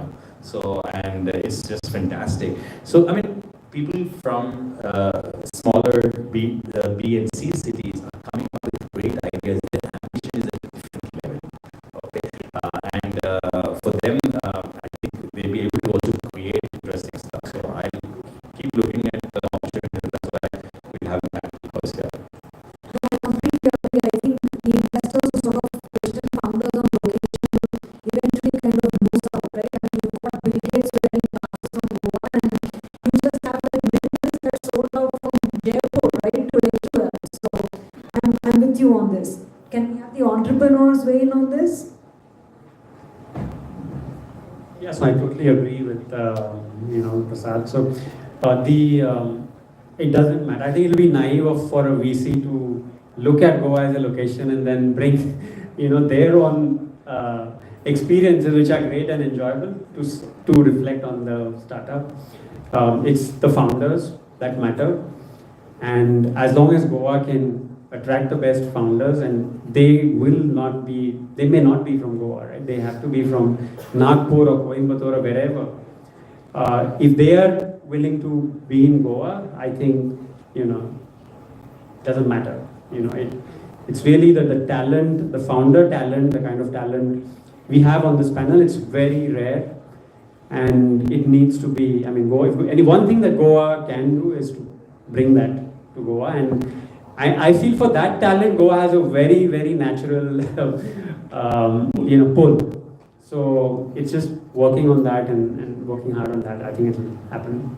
Lovely. So let's hear from the Rajkot guys to move to Goa. I think generally, whenever we've spoken to any investors, it's the idea that it's the founders at the end of the day. And I think we can actually add to the mix to the idea that even if you are not looking for that investor round, and like many of my peers, some of them have actually gone directly for an SME IPO or the IPO round, especially in the industry that we are in. And I can understand different industries have different demands of capital, and there is a certain scale that we can grow to in our industry without actually needing the need for that angel investments or the VC, and all going forward. And at the end of the day, in that document, having a Goa address is irrelevant. So that would be my view, echoing with the rest of the panelists. Lovely. I'll give you the other side of the equation, which is that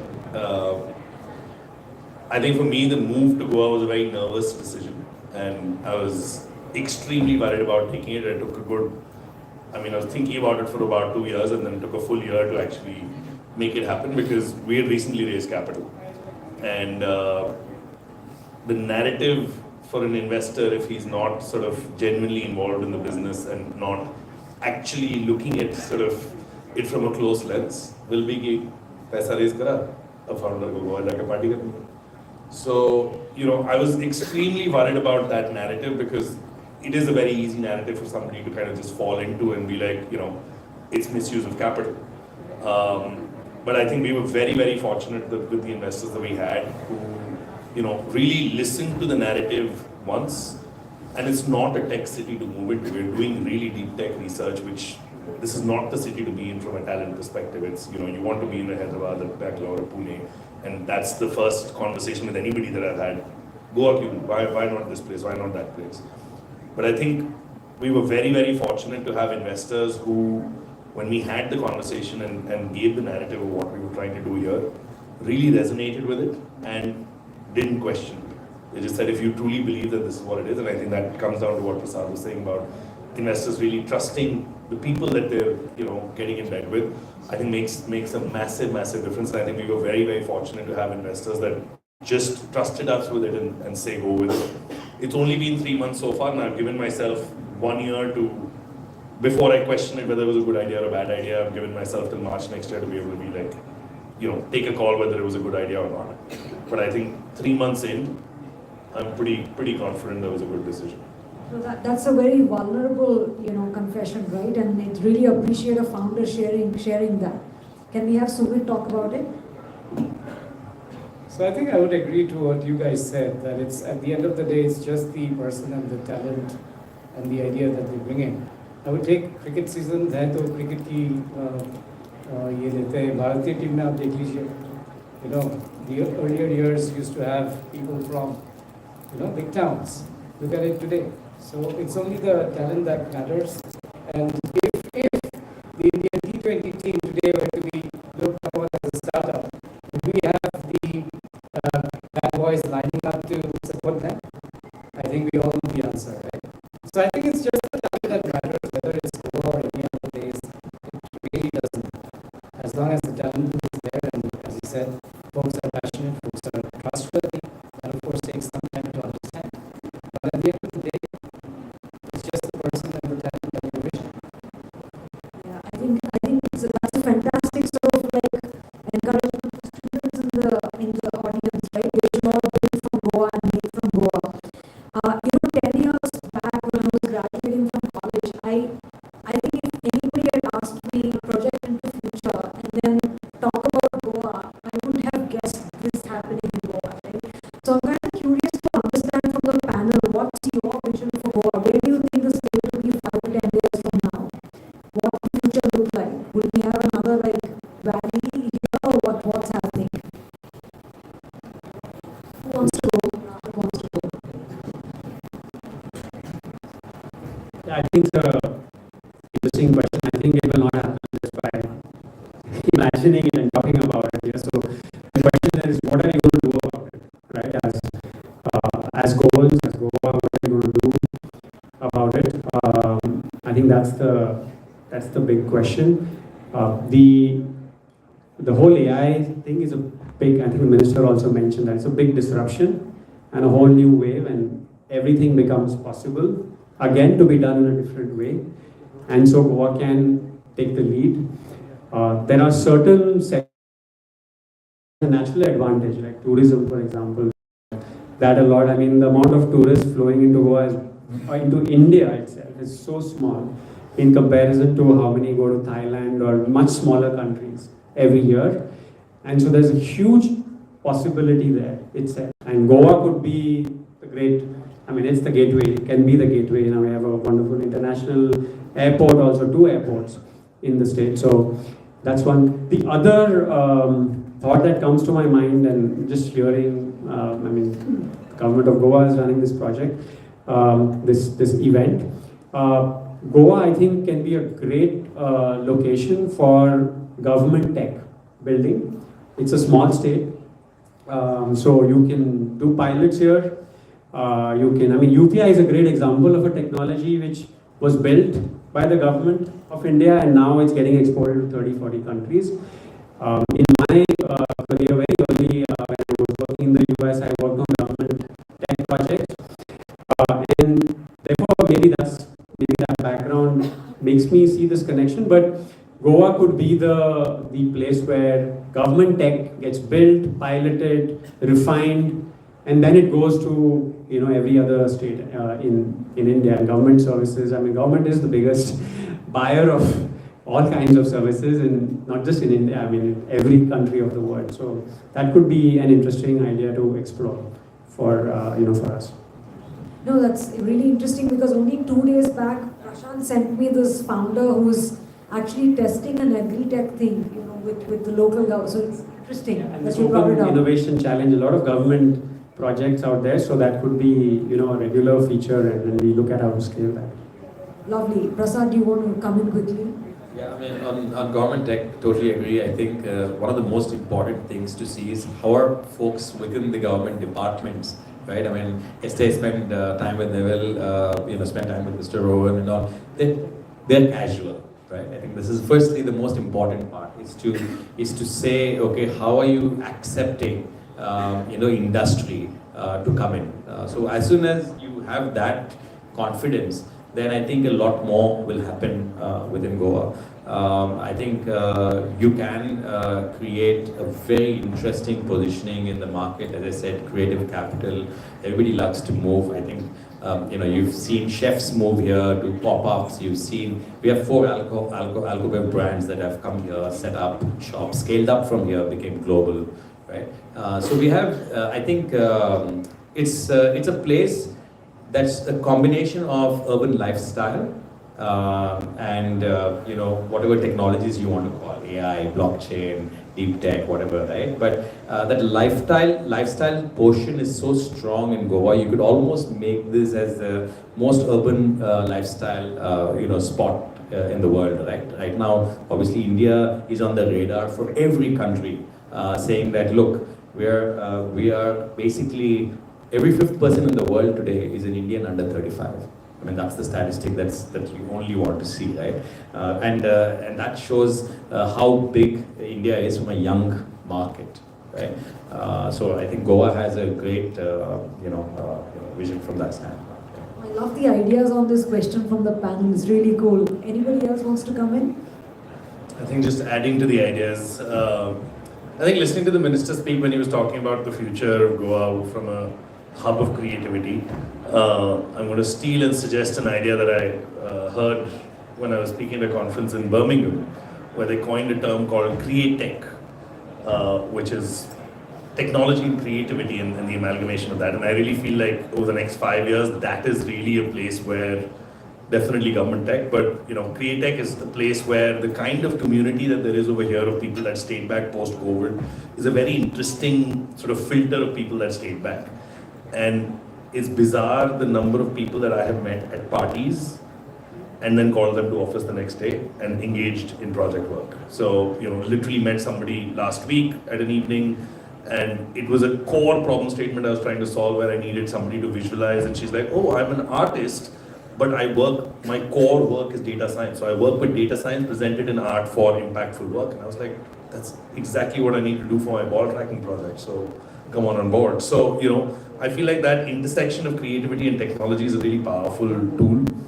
And I think that the support that the government is now being able to put for this initiative of technology, I mean, the minister himself was kind enough to come for our inauguration and himself asked me, he's like, is your power sorted? Is your internet sorted? And I was like, you're the minister and you're actually, bothering to care about these things and actually asking me, clearly saying that the intent of the government and of the department is to be able to support it to a level where they really want to make it happen. And I think that intention is all that really matters, because in the other cities that I've been in, you are just roaming around all over the place trying to get stuff done, and it is just bizarre. But for me, a government official actually asking me, aage se and saying, what is it that we can do to be able to, ease your life, I think is a very, very refreshing change. And I think just that enablement that comes from that is going to be very powerful for the success of the entrepreneurship journey of the city. That's completely right. I mean, there's absolutely no hierarchy in the Goan government. I mean, everybody is accessible. It's amazing. Anybody else wants to weigh in on this? Yeah. Just adding to that, the intention is now reflecting into action. And you spoke about the minister. I, in fact, was, like a couple of days ago, was at Jeddah. And my journey and the willingness of the junior most officer to help me out and spend literally like 1 hour explaining me everything about the policy, the conversations, and his own enthusiasm to explain things to me and inviting me. It was actually amazing to see. And I have had the pleasure of interacting with the government on multiple occasions. And this one left me very pleasantly surprised. So the willingness, the intention is there, and it is now translating into action. By the fact that having us, all of us here, is also a reflection of that intention, that we are very much open to ideas, we are seeking ideas, and then we are willing to implement them as well. So that, and then kudos to that for that. Lovely. Do you want to say something, or should I? No, I think I'll stick to the smell of the place. So here the minister also, resonates with the smell of the place. But again, just the fact that we've been able to close so many deals by just bringing folks into Goa rather than doing it in Bombay or anything else. I think that is something that the government can really, really help us in creating much more, business-friendly atmospheres, which I'm sure will happen. But all in all, great place to be, great place to do business in. And we are also developing AI, which will probably start out of Goa for all our medtech. So yeah, a lot of investment will happen, and all is well. But the smell of the place is the key. By the way, the smell of the place this season is Urrak. So it's not fresh. As I said, that can be interpreted in so many different ways. But for this discussion, I think the overall smell of the place is what we are referring to. Okay, I have just two really quick questions and then we can conclude. I don't know how we're doing on time, but I'm just curious to understand how many people in the audience want to build really large, profitable businesses. Can we have a show of hands? That's 70% of the crowd, right? That's fabulous. So now my question to the panel is quick, 140 character advice to this bunch. Twitter style.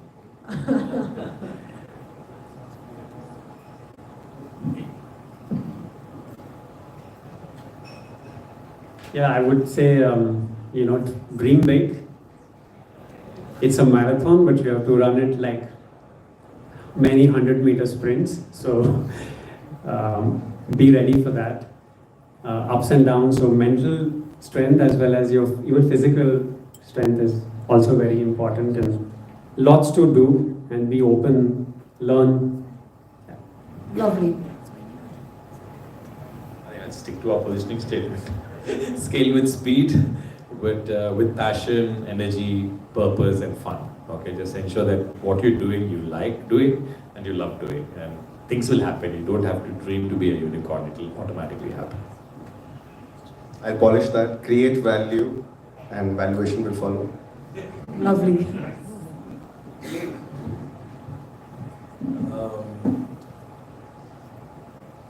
You're not active on Twitter, na? What is your advice to the people who want to build? Advice for people. I think I'm going to steal from Simon Sinek and just say that when you decide that this is what you're doing, whatever it might be, just be extremely, extremely clear of why you're doing what you're doing. Because I think the journey of entrepreneurship is extremely tough. It throws you down to the ground, it puts you underground, it makes you depressed, it makes you high, it gives you every possible emotion that you can possibly have. And in the best and in the worst, if you know why you're doing what you're doing, you will see it through. And if you don't know why you're doing what you're doing, you will not be able to rise up again. And I think one of the key things in being able to get to success in the journey of entrepreneurship is just to be able to rise again. So just when you decide what you're doing, just be sure of why you're doing it. It's a really good advice. Sumit? So I will just take leave from him. Please read Simon Sinek's Begin with the Why. It's a beautiful book. And my two pieces, dream big, but do it step by step, brick by brick. Nothing, for us, for all of us, I believe, business, whatever we've done is like religion to us. And in religion, in our religion, in the Sanatani religion, we say, dharma ke jo bhi aap kuch karte ho na, jaldibazi mein nahi hota hai. So it will happen, as he said. Don't even think that you need to be a unicorn. If it's going to happen is going to happen. No one's going to stop it. Step by step, brick by brick. Love that. Okay, I just have one last question for the panelists. Let's make the minister and everybody happy. I think let's talk about, I know you are a Goan, but the rest of us are not really, but I'm curious to know, like, in what ways are you Goan, right? Like, what adoption have you done? Like, in what ways are you Goan? Eshan, what was that? I think I was just going to open my long hair. That's what I was going to do. I thought that would be too dramatic, but yeah, it's you know, I have a poster right outside my house when I got a house in Goa. As that, it actually spoke about take things slowly and absorb, look at life. I came from Bombay, like spent like 14 years there. So there's always that haste in everything. And Goa has taught me to be so much more mindful of everything that I do, whether it's people, processes, relationships, everything. Koi jalbazi nahi, there's nothing, no one is doing anything. +1. I haven't moved here, so. But no, I think, look, I've been coming here for the last 20 years of my life, and I love to keep coming back. I think it's a place where I always call it's like my soul, right? I mean, so basically, I like music, I like food, I like a good life, I like to meet people. Yesterday, me and Neville were sitting at a small neighborhood bar, and then we had like 10 people walk in, hug each other. We made new friends. We found the guy who got COVID first in Goa.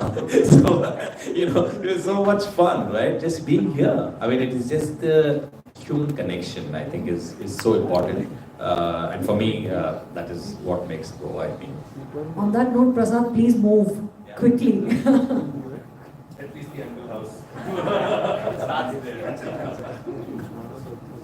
Yeah, so, you know, like, you can take a Goan out of Goa, but you can't take Goa out of him. So that's how I would describe myself. You know, I was having this discussion one day with somebody, and he said, okay, Goa chota sa state hai, just 10 lakh people. Yeah, I told him, yeah, Goa is not a state, it's a state of mind, and that's what everybody's saying as well. We hear that, you know, from all the panelists. But you know, some very typical Goan things. I mean, like, I have lived in many parts of the world and had mangoes from all over the world, but Mankura is the best mango. We're getting into mango season, so still Very expensive. yeah, it is, because it's the best, right? So the fish is the best. The Susegat, the reverence for you know, your afternoon siesta is very high. It's God for a Goan, and you know, though I don't get much of it. And by the way, for anybody trying to do a startup, please forget your siesta for a few years. You need to put in those 70-hour work weeks. That some unpopular discussions, I know, but for a founder, there's no other. You know, these are things I really hold close to my heart. Those are the very ways in which I consider myself Goan, you know, so it's nice. I think for me, I'll go back to what I was mentioning at the start as one of the key reasons that I was very excited about Goa, which is this whole idea of not having a hierarchy and being very egalitarian. And I think that's something that is such a refreshing change for me to just be in an environment, because we work in a very cutthroat sort of industry where, you know, there is a lot of pressure. And I think to be in an environment where, you know, there is just no hierarchy. I mean, I literally walk around in my short. Today I was telling Neville when we walked in, I was like, this is the first day in Goa that I wore a shirt. Like, and when I go to my own office in Bombay, I have only worn a shirt. Like, and it just happens naturally. This was not a conscious decision. Like, naturally, I will go to my office in a t-shirt and shorts in Goa, but the same person goes to my own office in Bombay, and I will be in a shirt and trousers. And I think that just gives a certain sense of comfort to be able to just truly be. And I think I reflect that in myself, but I also see that in the government. I think, you know, with Neville, Sean, you know, Pradeep, you can literally just pick up the call, don't need to feel like, you know, you're speaking to a minister's OSD and feel worried before making the call. And every time that a call has been made, there has been action that has happened on it. And you're just like, this is, you know, it reflects in every part of the system and the ecosystem. And I think that's what I really relate to, and I really, gives me a lot of comfort. Love that. Sumit, you, anything but smell of the place. Okay, I will not. So for the first 24 years of my life, I called Shillong home. The last 23 years, Goa has been my home. And it's going to be that way, I think, for as long as I am alive. I think, again, not saying it anymore, but internalize it. It's just about that. Didn't say it. All right. Is there an audience Q&A or can I conclude? I'll conclude. One question? Okay. One question. Who wants to ask that one elusive question? It's a lot of pressure. I know, people are shy. Okay, there you go. There you go. This. Yes.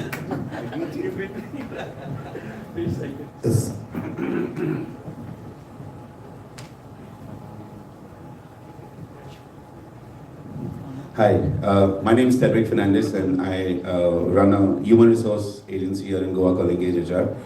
And because we were talking about talent so much, I'm going to ask, I don't know if it's a question, a suggestion, or maybe just to get your thoughts on it, but we have talent in Goa coming straight out of college. Very recently we had an event organized by the Directorate of Higher Education called Converge, and we've seen some really good talent coming out from there, really good business ideas, whether it's sales, whether it's IT, whether it's finance. We have the talent. But the talent doesn't stay in Goa for too long. They finish education, they're here for a while, and then they go out. And if you get them when they go out, the only one reason they've gone out of Goa is because they don't get paid the same amount of money that they get paid in Bombay, Hyderabad, Chennai, Bangalore, that they get paid in Goa. But the kind of work that they're doing is exactly the same. Mr. Vanga spoke about BPOs. So we have small BPOs in Goa, we have a BPO in Bombay. One of those BPOs is now trying to set up in Goa, but when they're paying the kind of salaries for that person in Bombay, and they're paying the same job person to do the same job, but it's in Goa, they flip the salaries. Sometimes it's even half. Because they say that lifestyle or cost of living in Goa is lesser. I don't think that defines how you need to define a salary. So that question to you, that if we want talent and we want to retain these guys coming out of college, you agree with me? Then we need to really give a thought to that kind of salaries because we're struggling getting people. Anand said have Goa as a part of your pitch. To get talent, either Goa talent out of Goa to get them back or get more talent, we're using Goa as a pitch. All of that, nature, balance, hierarchy, all of those in our pitch to get people to come and work in Goa. When we can keep our Goans here. What do you think about that salary bit? Why do people make that difference? Can we not keep it the same? Because the job is the same. Just a thought. That's my question. Anybody wants to take that? Anand?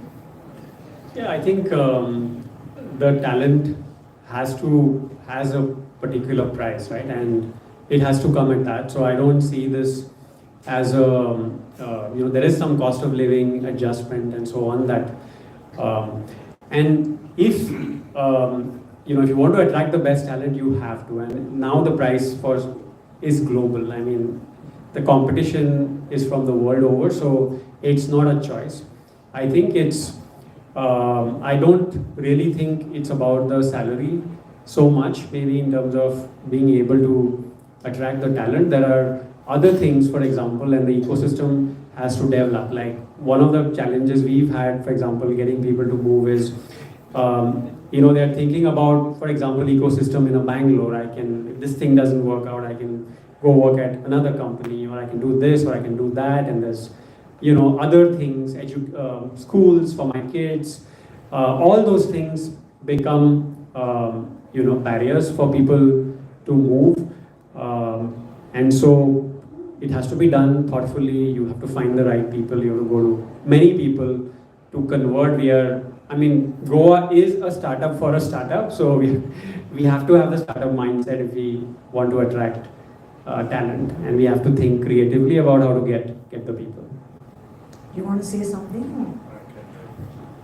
So I think fundamentally at a principal level, I think you're absolutely right that there should be parity in salary. If a person is worth something, you shouldn't undervalue him based on where he's at. I think the disparity comes, and I've noticed it, and I would still do it in a place where I'm hiring somebody in Bombay, and this was part of my pitch as to why when I was moving to Goa, it made sense, and I think it still makes sense. If I'm hiring somebody from outside Mumbai, and they're on a particular salary, I ask them to come to Mumbai, and they'll be like, oh, Mumbai, expensive city, give me 1.5 times, 1.8 times of my salary, because I'm talking about senior talent. And the reason for that level of an increase, 1.5 times of salary increase, is because the cost of living in Bombay is high. And that's not untrue. The cost of living in even in Andheri East, where my office is in Mumbai, is really expensive. So I think the disparity, at least for a company like ours, will come at, we will still want to value the person at what the person thinks the value is, because at no point do we want to undervalue talent. But the delta comes in, okay, what is, the city's expenses, and, is it actually saving you? So I would never want to bring in a person and say, okay, come to Goa now and I'll reduce your salary. That would never happen. But if I'm hiring somebody in Bombay versus I'm hiring somebody in Goa, fundamentally their costs are lower. And more importantly for us as a company, what I found interesting is that despite the fact that they would get 1.5 times in Mumbai, they would still have a much worse standard of living, because at 30,000 rupees, you're still sharing in a 2-bedroom apartment. Whereas at 30,000 rupees in Goa, you've got a 2-bedroom apartment fully to yourself with possibly the most beautiful view you can imagine. So even at that lesser salary, you've got a much better quality of life. And I think that's really where the delta is, at least for us. There is a delta, and the delta is conscious on definitely not reducing a salary because you're in a city, but just managing that difference in purchasing power of the two cities. Lovely. Let's conclude. I think I just want to repeat what Anand said at the beginning of the conversation. He said the talent here is truly remarkable on this stage, right? And it's truly world class. So thank you so much to each one of the panelists for your really wonderful insights and encouraging the audience. And thank you to Prashant and Neville for actually bringing us all together and making this happen. Thank you so much. Can I just add one more thing? Like, I've been on many panels, and I'm sure you guys have also been on panels in other places, and they're all stodgy and serious. But this was not just very, very informative. I'm hoping everybody found this very informative, right? And also very fun. So thank you, Varsha, for making it such a fun and cool panel. Thank you. Well, it was a wonderful panel discussion on the topic building scalable startups from Goa. Ladies and gentlemen, let's give a big applause for the moderator and the panelists there. Thank you. Thank you. Well, ladies and gentlemen, we almost come to the end of this program.